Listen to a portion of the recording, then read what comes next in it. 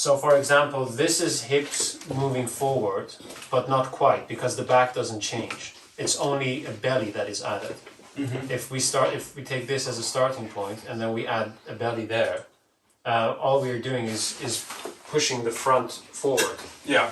So in my case, if we have to let out the chest, and we take my photo here in consideration, I would look at it from the side, and I can see that the back probably needs a little bit more than the front. In my because I don't have a chest. That round back. Yeah, I have a round back, but I don't have a big chest. So it automatically makes me like so, instead of this and this at the same time. So then would you just add to the actual back, or would you do it equally for the symmetry of it? I could probably do both. It depends. It depends. So let me just draw this back shape. Is this a suppression point where we're going? Yeah. And then that's the bottom point. So if that would be...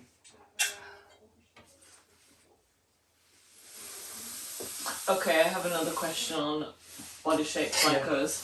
On body shapes like us, you're missing that creates there. Yeah. Because that's your cross back. So on mine, I went to that point because I thought we needed it. You went to this point? Yeah. What do you mean you went to this point? Because when you measure this section, it's cross back plus a seam. But then as soon as you start drawing these lines down, you're narrowing that cross back. Yes. So she went like that and then out. Oh, I see. Okay, yeah, that's fine. Is that what you should do, or?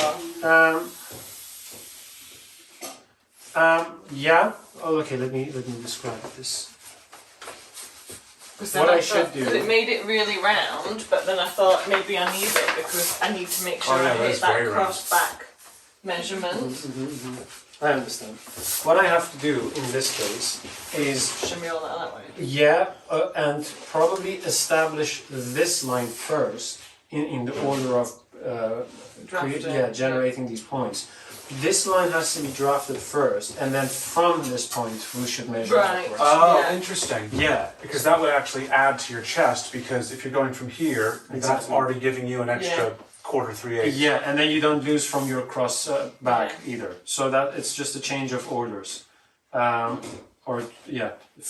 Sequencing the right points and the right lines. So going back to where I would add, I need to add 1.5 inches. So I know that the back has to be bigger than the front. Okay. So what I should do really is to say, if I measure the chest, I'll do it from the base of side for now. But if I measure the back, and that's 8 1/4, well, let's do it without the seam. That's 7 7/8. And I do the same on the front. The front should be smaller. But it's not. So interesting. So because the front is bigger, what I'll do is I'll definitely don't add anything to here, because proportionately the back has to be bigger than the front. Got it. Okay. So then I'll see. Okay, what can I do here? What if I combine these two and say that the back and the side body panel are 1?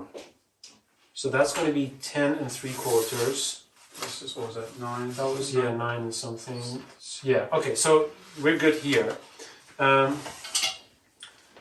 What I would do. What do you mean we're good here? Explain me. Good as in proportionally the back is bigger than the front. If it was so that, for example, so the front was bigger than the back only, had the front been bigger than the back and the side body, I see. Then I would say, oh shit, something's. The balance is out. Yeah, well, or at least we could for sure say nothing should be added here, because these are both of them too small. So I would, in this case, add perhaps add, well, definitely add 1/2 inch on the side body, because I am a little bit like this, and that does require the top of my side body to have a little bit more of a curve, if we exaggerate. Now, because it looks like Kimberly's already added a ½ inch to Yes. that curve. Well, but I would you even say that just it needs to be more examined. Yeah, because we are beyond the figuration options now. Yeah. And we're just truing. So this is actually a layer that I have to develop and then see whether I can incorporate that into the figuration options in the first place, so that we need to do less in the truing. And if it's not possible, then we'll just make the truing a little bit different. But I would add ½ inch here, probably. Okay. So that gives us a little bit. That shape resembles. Your side. Yeah. So if I would do.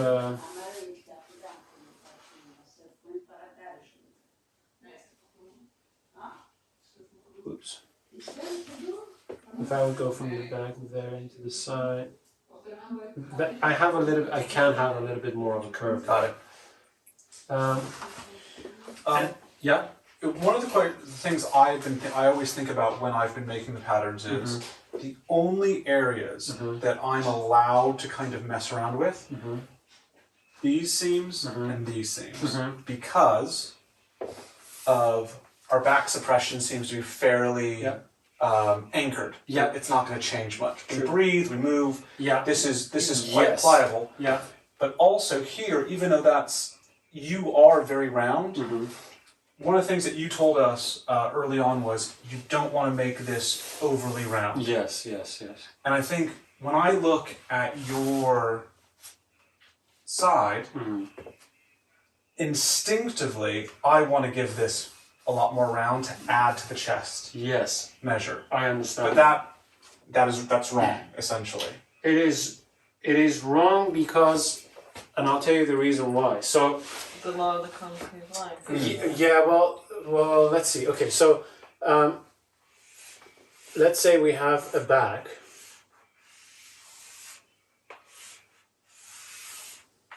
And we have our center seam. You know, on a shirt pattern, when you have the yoke, you kind of like drop. Take a little bit in from here. Yeah.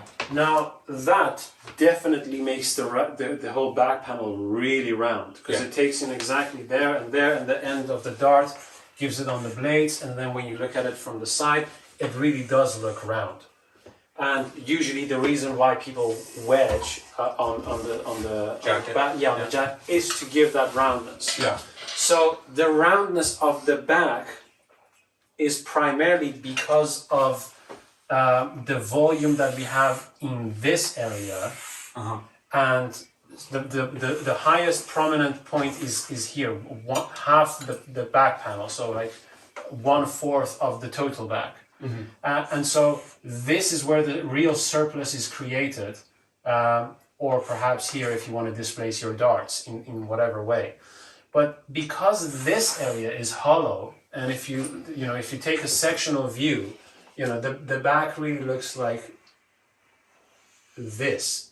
So that's side, center back, blade, and blade. So if you have the roundness in the center back, and you curve this line, you're actually adding a heel in an area where it's actually hollow, where you have a valley, let's say. Now you could technically say, yeah, but if you inverse and push it in, if you have a heel here and you push it in, you can create a valley. Yeah, a valley, but it just isn't how it works because there is always tension from both sides pulling that straight. I got it. Yeah. So every time someone moves, there's always constant tension on the cross back. So the best you can do is to leave this as flat as you can, and you do that by keeping the center back straight, but removing the surplus from the sides here, basically. So therefore, it's best to just keep this as straight, like if not dead straight, but we don't do dead straight because we want a little bit of a chipping in here. Just to have that kind of like grip the net. And then automatically, if you have this point and you have like a straight connection to there, it's going to be too straight. So we create a subtle curve as if you've only added an eighth and reduced an eighth on either side. So that's what I would say. Now, adding ½ inch here because we need to add 1.5 inches. I don't think I need more than this shape, than this curve, on the side body. Now, if I add a quarter here or on the back, what I think will happen is, well, I have to then reduce my cross back, because otherwise I'll get a bubble. And opposing bubbles put together really create a bubble, and I don't have that bubble here. Yeah. So I should have just a straight center back, or sorry, straight side seam on the back panel, and a curved one on the side panel, so that once you have the curved one and you have the straight one, and you put this two together, the curved one pulls the back to itself, and actually, well, creates something along the lines of, sorry for the bad drawing, but something like that. Yeah. And you can ignore the rest. Something like that. Yeah. So, therefore, automatically, we restrict the number of changes we can make to the back side seam as well. So we fix this point and we fix this point. We give some room for maneuvers around here if the curve is necessary, and the rest, well, it has to be from here, underarm. Interesting. Even so though you wouldn't let that the back go more angled at the top. So that's so, because I would say, and I don't know if you'd agree, Kimberly, but the next step I would do is potentially add like 3/4 of an inch to the back. Yeah. And I'll try to do like an 8 just to get the measures out, because like you said, Your you back's have big, no isn't it? measurement here, and you need it all there. Yes, yes. But I think that just highlights the kind of logic that people can implement, yes, and yes. how even relatively seasoned pattern cutters can have very different approaches. Absolutely, absolutely. What for that scenario, what needs to happen is there should be a set of rules for the truing stage, of which points you generally cannot alter and shouldn't alter at any time. So The back being sensibly the most back, important. yeah, back has a lot of restrictions. Side seam on the back has restrictions, because if you have your cross back correct. Well, you are missing in the quarter. Yeah, well, we'll fix it. Yeah, We're that's fixing gonna be this. fixed, so that will So if you get your cross back correct, all your cross back can do from that point is go into the waist. If you add to the chest and you create a round there, because you have another round opposing to it, you're creating a bubble there. If your client has a bubble there, that's fine. But if it's something like me or Kimberly, we don't have bubbles. We just have a round back, but we don't have lumps sticking out there. Yeah. So because we don't have that, we'll leave that area alone as well. Now, these two areas can still accommodate for the back or the front. The reason why I said for me or for Kimberly, since we don't have an equal amount of mass on the front as on the back, the front is smaller, we'll just do that as a check measure in the beginning. Had it been the case that this was way too small, then perhaps I would even start by adding from here. But because this was already bigger than the back, I'll decided to start on the back. It kind of like makes sense? It does, but I think there's just so many permutations of that. It will Okay. get, with this particular case, it makes complete sense. Uh-huh. But then Next case. it'll Next be case, different. yeah. Yes, that's true. Okay, so we'll go through the next case as well. So let's say we add our 1/2 inch here, and then we add, so we have 1/2 inch here, then we can add a 1/4 here, and a 1/4 here. Oh no, sorry, we have 1.5 inches that we need to add. yes, you need So, 1/2 inch and 1/2 inch. yeah, so you need to we're missing an inch, so that's where you'd have to do 1/2 inch, or add a little bit to the side. okay, can I get away with, We should And probably also- we should probably do a 1/4. yeah, Work that out for what you're missing there. yeah. And then you've only got 3. At this point, so I'm missing from, what's my crossback again? Let's see.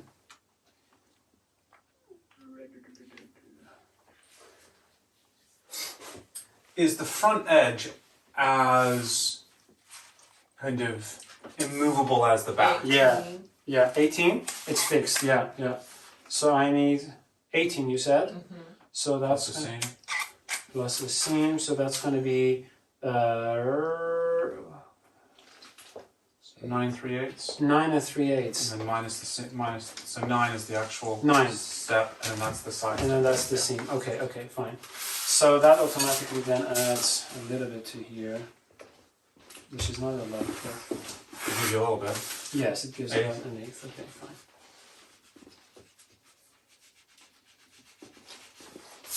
So we have that, and then now, so half an inch is added here. If I do this 3/8 and I make this 3/8, And you're only an eighth shy. Yeah. then I'm only an eighth shy, and that eighth can perfectly be here on the side, buddy. Can be generous about that. Okay. So that's that, and then Does the symmetry only need to exist at the waist suppression then? Because I was always trying to get the symmetry basically as close to the chest as possible, and then from I see. that then I didn't worry about the symmetry. But I've always really tried, even in my pattern here, to get that symmetry at least to the chest line. And so you can see that I have added a little bit around there. I've been doing the same in my own patterns. I think you. With me, I'm sure I could actually afford it because I do have a bit of Can I see? wiggle. Yeah, you can do because you have narrow shoulders as well, and so your crossback and your is can be perceived and probably is a little bit wider than your actual shoulder point. Yeah. Yeah, if it's moderate, yes. The main thing is not to be aware that if your seams are mirroring each other, and you have like 2 added rounds, they will create a ball almost, and so. If you don't want to have that ball, then you shouldn't make them symmetrical. So what part of it should be symmetrical? Should it be this point down to here? But then these angles would then be skewed differently because... That's fine. That's fine. Yes. Okay, so I think we have both been operating under the assumption that from here to about here has to be perfectly symmetrical. And you're right. You are right. But you can deviate. So... that's what my assumption was in the beginning when I started to put these things together, is that every seam has to be symmetrical. But that is, I believe, not 100% correct, because you would only assume perfect symmetry if the figure is perfectly symmetrical. But because this is not symmetrical, this is not symmetrical, and it's all asymmetrical. So I thought symmetrical seams was for making... Placement. See, I thought it was for placement, because I thought if you take more out of here than here, then that's going to shift where the suppression some areas goes. yes, some areas it will do that, and the areas where it mostly will do that is the side seam, if this added figuration option isn't there. So this is where, and sorry to introduce this, but this is where it gets weird. We can't take this in too much if we don't address the horizontal balance on the front panel. So they are really closely dependent if the garment is not super baggy. And so if the garment isn't super baggy and it's kind of like an inch or inch and a half ease all around, and you start to taking the waist, you have to then accommodate the horizontal balance, because it will just pull it back, even if it's symmetrical or asymmetrical. Got it. Okay. So that's that. So we're kind of like okay. It's this one I have to go to, right? So we're kind of like okay here.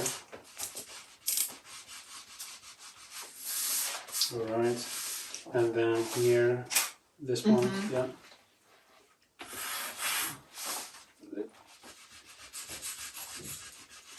And what to do with the armhole? To be very honest, my logic would say fix it. But I'm not going to touch it for now, because that needs a good logic. That was another big concern. It was like, oh god, we're making this armhole huge. After we've got that set measure from. Well, it is so that the armhole width should remain what the measure is. But exactly how to fix it and where to fix it from, it's again part of that decision tree. So this can go, I think. Yeah, it's that one. All right. Okay. So that can go. Then we have to reduce the seat. Yeah, and so this, do I need to reduce anything from the waist? I think the waist is fine, but double check it. We might as well double check So it. you went for 1.5 inches, right? And it should be, on the waist it should be 1 inch. Because it's half an inch. I didn't do that, so that's wrong. Alright, okay. So make it more suppression. Yeah, okay, so if it's only half an inch, then I should only just take a quarter in here. Yeah. And a quarter there, because I'm just hollow on the back, not so much on the side. So